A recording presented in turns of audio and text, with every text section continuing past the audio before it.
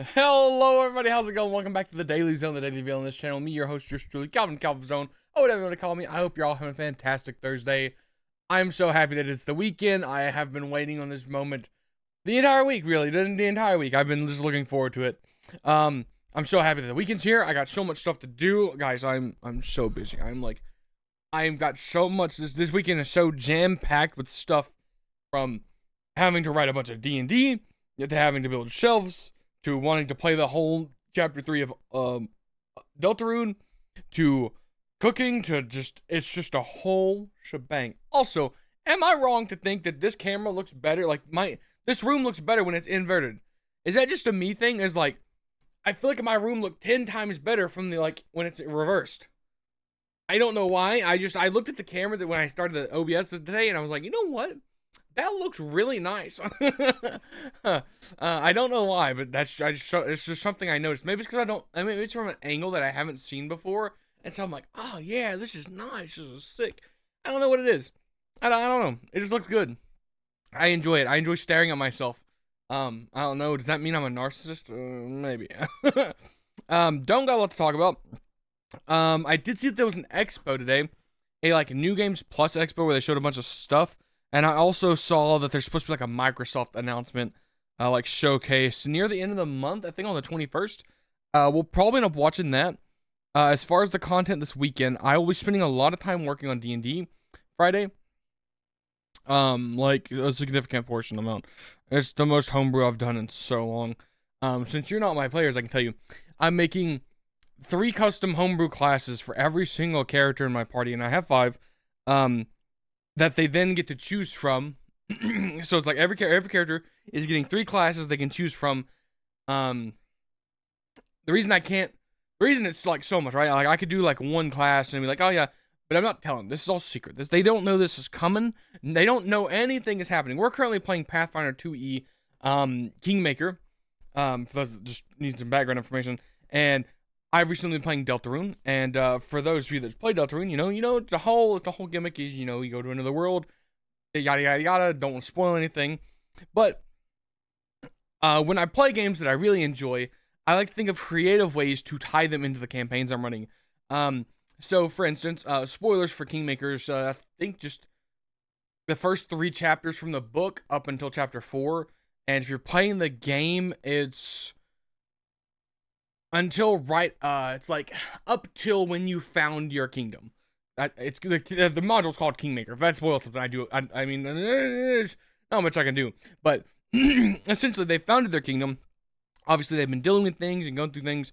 But along the way, obviously, you meet some important characters that can be killed.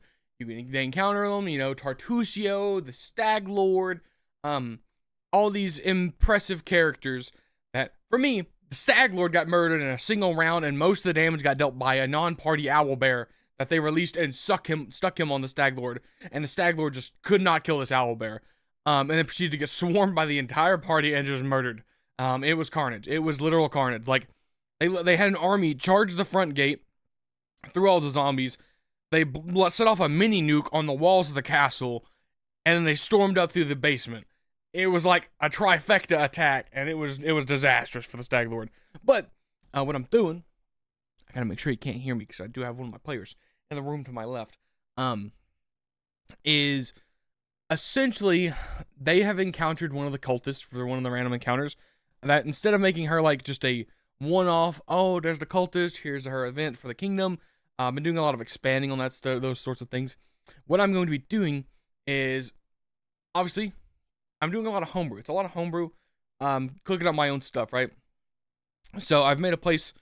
All of this, by the way, is still workshopping. I really haven't put any of this into writing. This is all just up here in the noggin because I've been I literally came up with the idea on Monday, and I've been working on it until today. And once I come home from work, typically I'm brain dead, and it's really hard for me to do any work.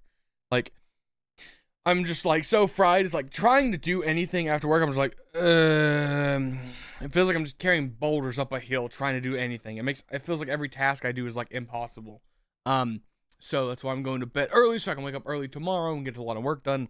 But essentially, I'm going to do some funny shenanigans. Tristan may be involved. I'm going to send them to what I'm calling the other side, which is basically going to be like another plane, sort of, that houses the souls of people that have not passed on and have not gone to the river Styx to go be judged by Pharasma.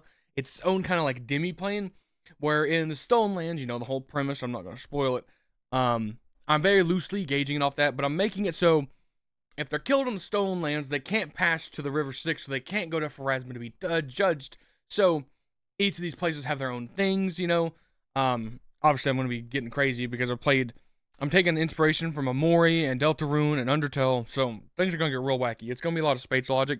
So, obviously, I'm playing a little loosey-goosey, but the premise for at least the first jaunt into here, to the other side, is that this cultist had a cursed dagger. One of the players got the cursed dagger, and that cursed dagger is going to do what Deltarune does. It's going to open a dark world, but it's going to be just an opening to the other side. I'm going to suck the players in. I get to give them the nice big. They're already heroes in the real world. Now I'm gonna make them even like. One of the things with my players is they enjoy a power fantasy. They enjoy a nice they like a nitty gritty, work their way, fight their way through stuff. However, a lot of my players really just enjoy when I give them a big sword and I go kill that thing. You've got this. And so this is my way of giving them both. I get to explore a creative option for myself and give them a second thing to, if they want to go play a power fantasy, then go play a power fantasy. That way I can keep the Kingmaker kind of realized and grounded. And also it's like, if people don't want to play that, they don't have to, because it's going to be its own little thing that's like, it kind of has an effect, but it won't really have an effect.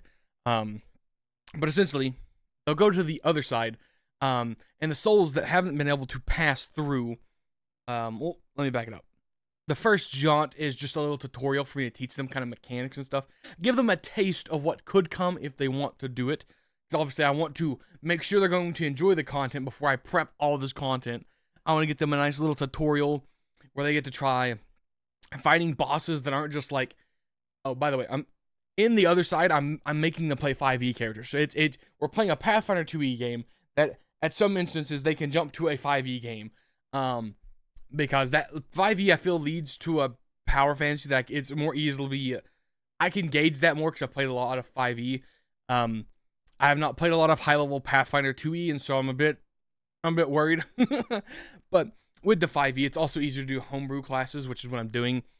So like for instance, I've made one character so far. Of course, the computer that's all information's on is off. But essentially, he is the king of their kingdom. He is a lizard folk who has very strong ties to Aristil, who is using currently he has an electrified trident. I know how I said I gotta keep it grounded, but my characters in the Kingmaker are also very strong. I mean, like, I don't even want to tell you what the rat in my party has, because it's insane. But he's a grappler fighter with a trident, and it's really nasty. And so when he gets taken to the other side, I'm giving them an option of 3 characters that are kind of more fantastical, more over the top than, like, say, they can be in a grounded, realistic world. So, like, one of them, if you play Total Warhammer 3, I would forget it. The big lizard folks. Are they Croc? I want to say Croctopia for, because of Wizard 101. Shoot.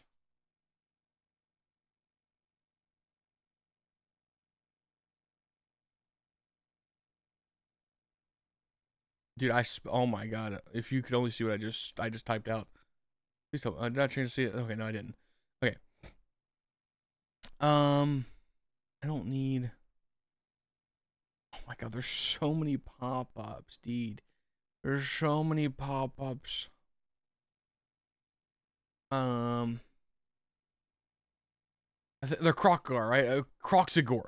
Okay, he's got one where he becomes a Croxigor, and his whole gimmick is that he essentially is just a really good fist, like, punching build, and he can literally, like, punch the souls of these things, because the monsters you're going to be fighting are essentially nightmares and also kind of souls of people who have not passed on, who have been trapped here by whatever forces trapped them here.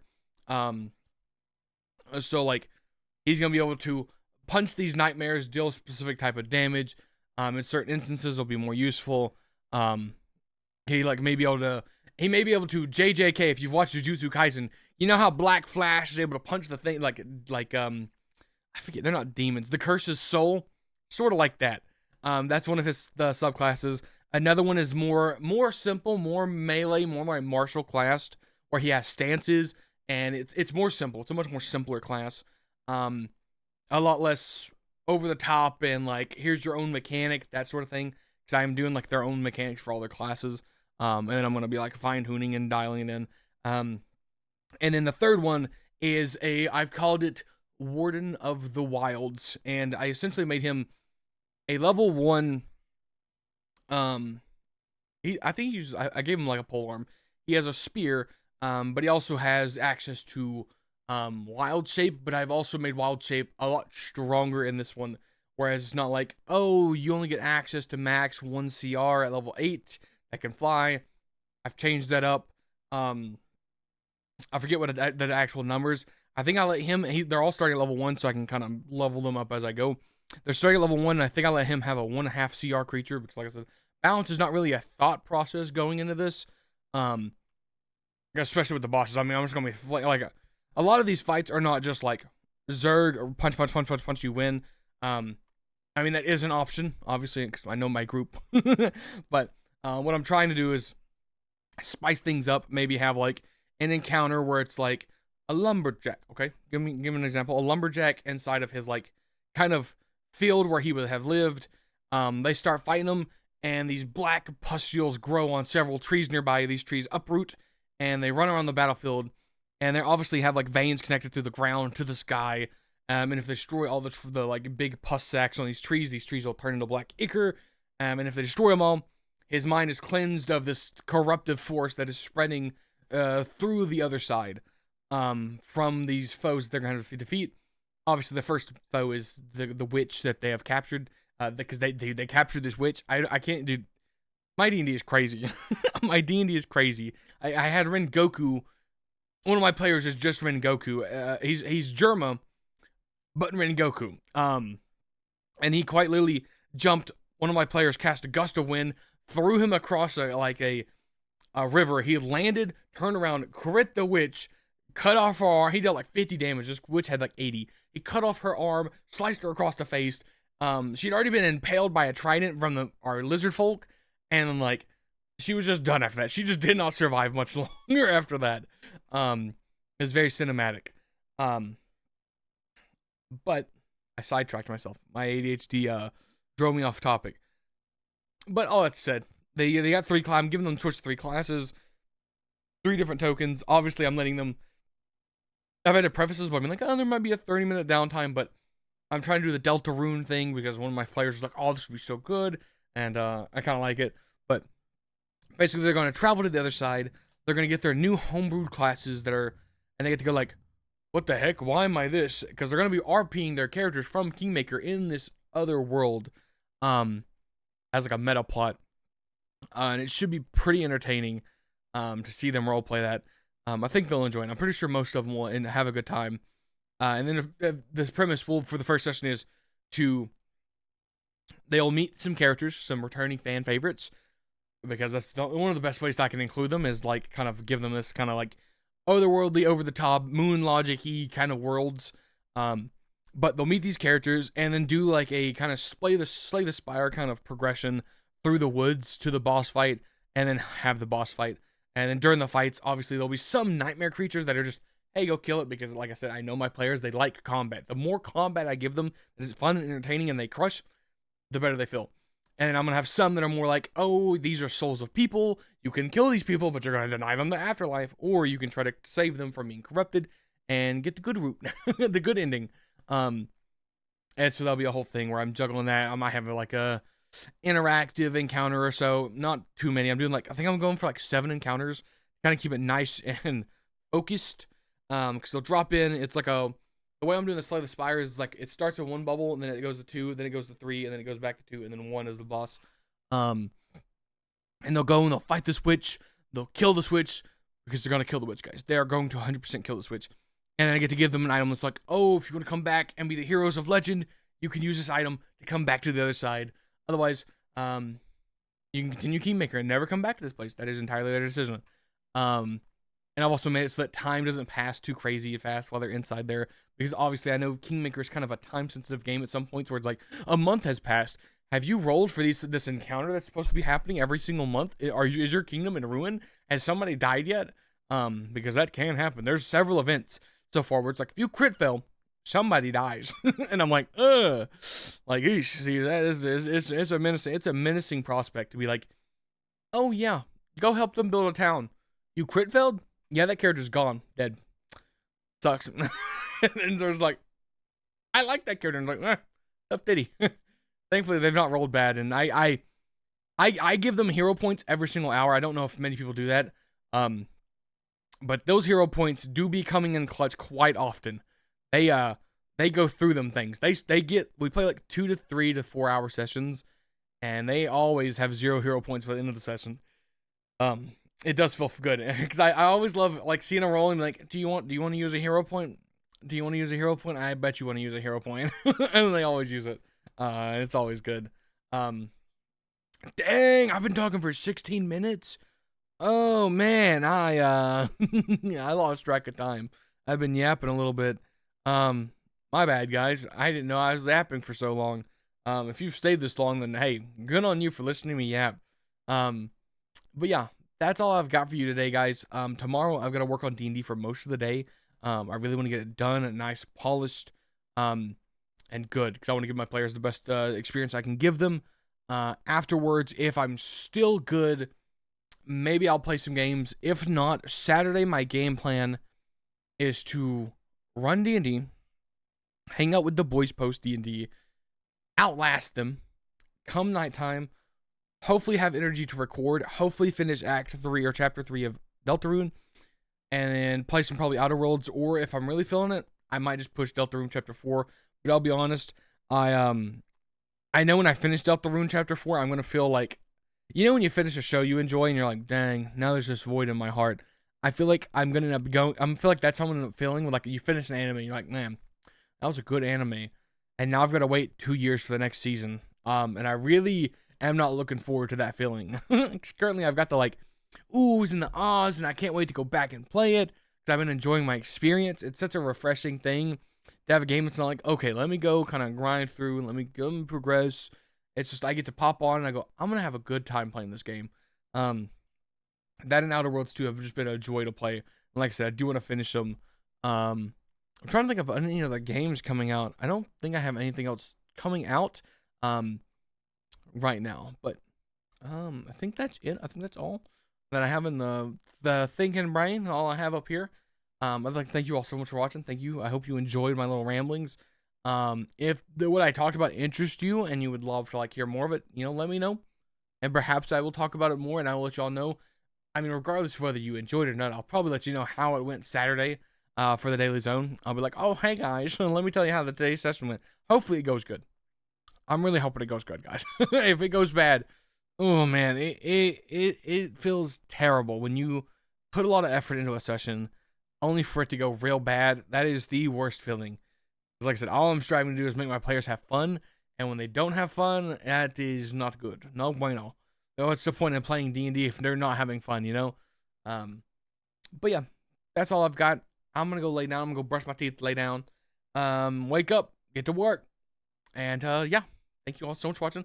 I hope you enjoyed it. I hope you have a fantastic tomorrow, and I will see you all this weekend with hopefully a bunch of content. Bye-bye, everybody.